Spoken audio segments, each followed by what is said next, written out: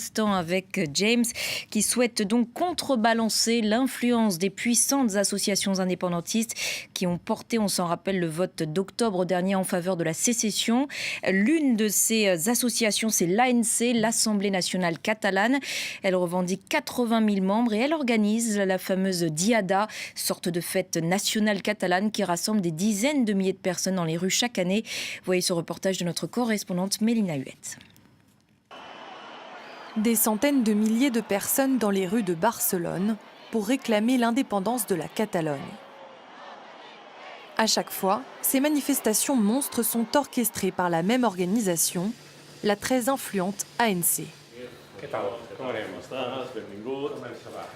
L'Assemblée nationale catalane n'est pas un parti politique, mais ses ambitions sont claires. Son seul but depuis la naissance, c'est de réussir à mettre la question de l'indépendance à court terme sur l'agenda des partis politiques catalans, de la société catalane, et bien sûr d'aider à réussir à cet objectif de la République catalane. Depuis le référendum déclaré illégal, le président de l'ANC est en prison. Agustí Alcoberro assure l'intérim. Ici, vous avez le personnel de communication. À quelques heures de l'élection, il vient mobiliser ses troupes. Des militants venus de toute l'Europe, comme Christophe, un salarié belge. Sa mission, promouvoir la cause catalane auprès des internautes.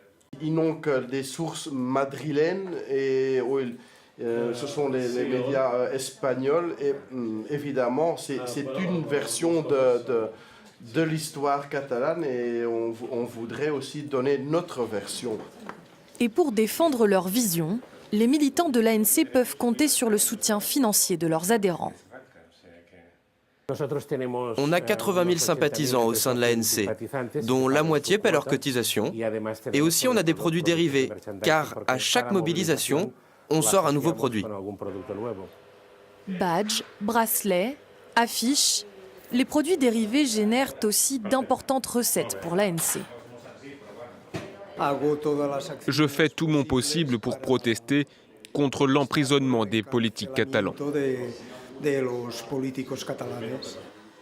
Grâce à un fonds de solidarité, l'organisation a déjà payé plus de 3 millions d'euros de caution pour la remise en liberté de plusieurs élus catalans. L'ANC a su se rendre indispensable aux partis indépendantistes dans leur conquête du pouvoir. Et sachez que France 24 et toutes les antennes d'ailleurs de